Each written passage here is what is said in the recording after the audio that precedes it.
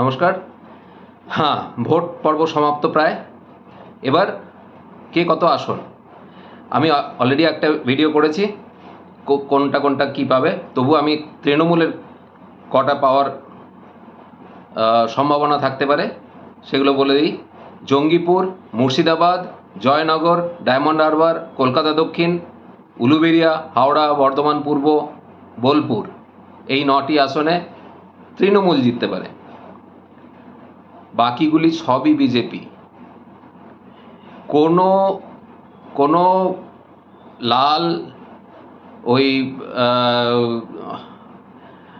কংগ্রেস এর জিরো, এদের কোনো উপায় নেই।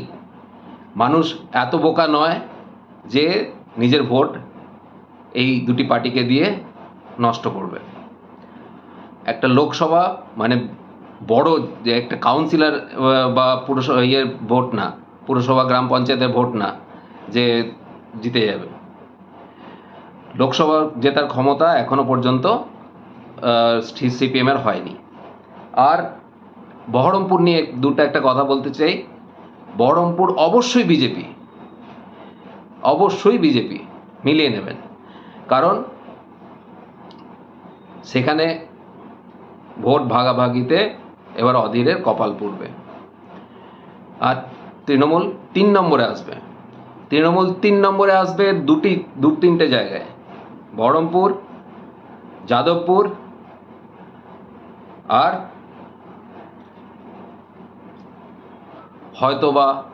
হয়তোবা শ্রীরামপুর। দেখা যাক কি হয়, 4 তারিখে পরিষ্কার হবে। আর এক্সিট পোল আপনারাও দেখবেন, আমিও দেখব।